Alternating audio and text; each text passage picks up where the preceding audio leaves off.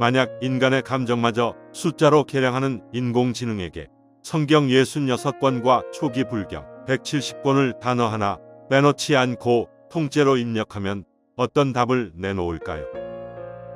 완전히 다른 시공간에서 서로 다른 언어로 진리를 외쳤던 두 스승 예수와 붓다. 인류는 오랫동안 이 두 가르침의 차이에 주목하며 때로 대립해 왔습니다. 하지만 인간의 편견을 배제한 채 오직 데이터와 텍스트의 톤을 분석하는 대형 언어 모델의 눈에는 전혀 다른 진실이 포착되었습니다. 오늘 사유의 지대방에서는 기독교와 불교라는 거대한 두 강물이 인공지능이라는 최첨단 과학의 렌즈를 통과했을 때 발견된 경이롭고도 숙연한 인류의 유산에 대해 나누고자 합니다. 사유의 지대방. 브랜드만 다를 뿐 내용물은 같다. 최근 학계와 데이터 사이언스 분야에서는 매우 흥미로운 실험이 진행되었습니다. 기독교 쪽에서는 예수의 핵심 가르침인 산상수훈의 번역본들을 대형 언어 모델에 입력하여 문장 속에 담긴 공감과 낙관의 수준을 숫자로 측정하는 감정 분석 연구가 이루어졌습니다. 불교 쪽 역시 동국대학교 불교학술원의 아카이브를 기반으로 초기 경전 170여 권을 원문 그대로 인공지능에게 학습시키는 이른바 깨달 아이 프로젝트가 전개되었지요. 여러 언어로 번역된 이 거대한 데이터의 바다 속에서 인공지능은 텍스트의 미세한 감정적 톤까지 숫자로 잡아내기 시작했습니다. 종교라는 색안경을 벗겨낸 인공지능의 차가운 알고리즘이 성경과 불경이라는 인류의 가장 뜨거운 기록을 마주했을 때 과연 어떤 결론에 도달했을까요? 찻잔에 서린 온기 속에서 그 놀라운 분석 결과를 하나씩 음미해봅니다. 사유의 차담. 포장지는 달라도 제품 설명서는 같다. 인공지능이 성경과 불경의 방대한 메타데이터를 교차 분석한 뒤 도출해낸 두 종교의 공통점은 명확하고도 묵직했습니다. AI가 발견한 첫 번째 공통점은 인류 윤리의 근간이라 불리는 황금률이었습니다.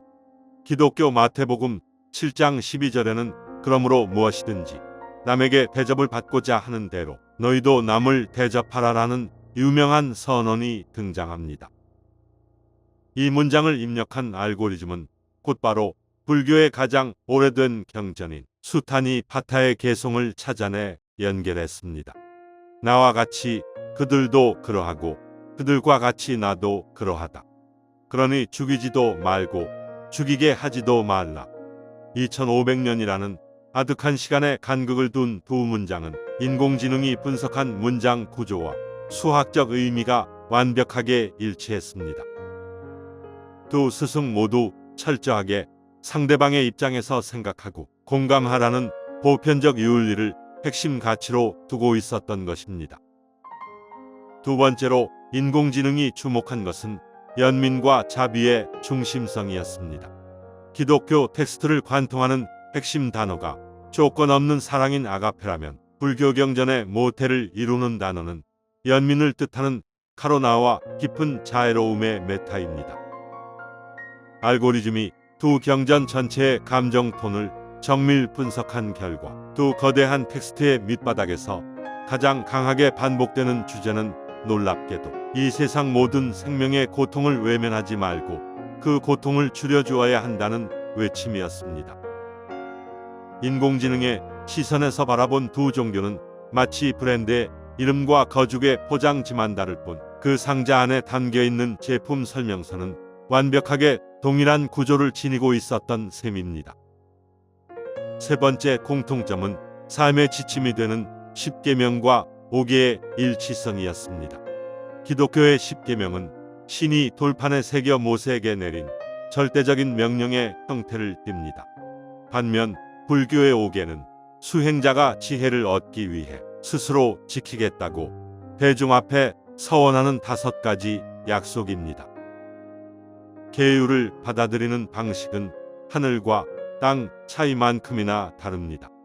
한쪽은 위에서 아래로 내려온 신성한 명령이고 다른 한쪽은 인간 내면에서 우러나온 자발적 다짐이니까요. 그러나 인공지능이 그 알맹이를 대조했을 때 놀라운 사건이 벌어졌습니다. 살인하지 말라. 도둑질하지 말라. 간음하지 말라. 거짓말하지 말라. 이 네 가지 핵심 항목이 정확하게 일치했던 것입니다. 형식을 걷어내면 인간이 사회를 이루고 살아가기 위해 지켜야 할 도덕적 기둥이 같은 방향을 향하고 있었습니다. 마지막 네 번째 공통점은 지금 이 순간에 대한 집중이었습니다. 예수는 산상수훈을 통해 내일을 위하여 염려하지 말라.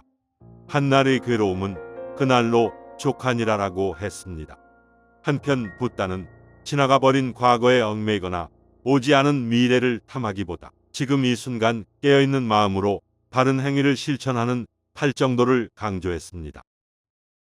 두 스승의 시선은 추상적인 사후 세계에만 머물지 않았습니다. 인공지능이 분석한 두 경전의 종착지는 결국 지금 내 앞에 있는 고통받는 이웃을 어떻게 대할 것인가라는 지극히 현실적이고 실천적인 현장이었습니다. 물론 인공지능은 두 종교의 철학적 차이점도 명확하게 짚어냈습니다. 기독교는 변하지 않는 영혼의 존재를 전제로 삼고 신 중심의 구원을 이야기하지만 불교는 고정된 자아란 존재하지 않는다는 무아를 중심으로 내면의 깨달음을 이야기합니다. 고통의 원인을 바라볼 때도 기독교는 신과의 관계 단절에서 오는 원주의 무게를 싣는 반면 불교는 인간 내면의 무지와 탐욕, 성냄이라는 삼독을 지목합니다. 사후 세계 역시 천국과 지옥이라는 직선적인 세계관과 윤회와 열반이라는 원형적인 세계관으로 확실하게 갈라집니다.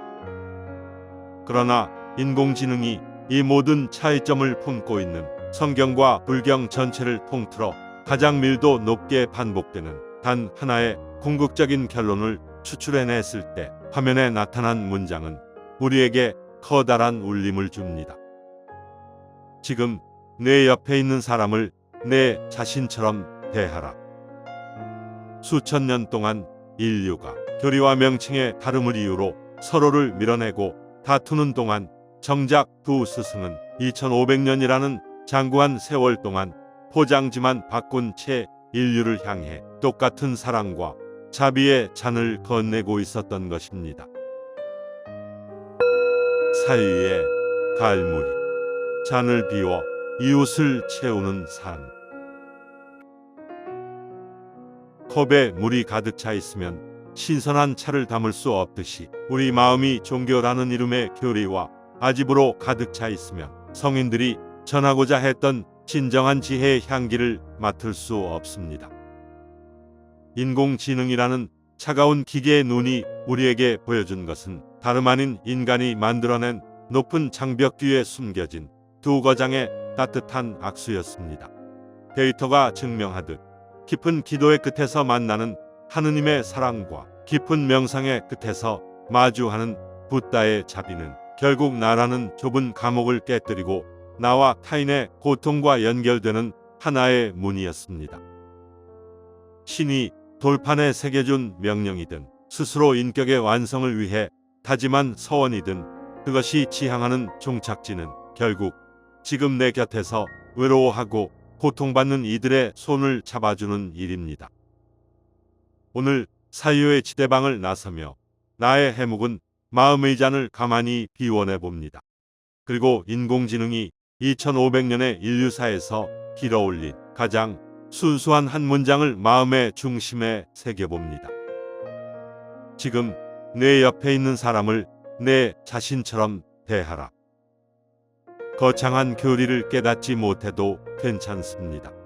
오늘 만나는 이웃에게 따뜻한 눈길 한 번 건네고 그들의 이야기에 귀를 기울이는 것, 그것이 바로 예수와 붓다가 시공간을 초월하여 오늘날 우리에게 전하는 가장 과학적이자 가장 성스러운 사유의 완성입니다.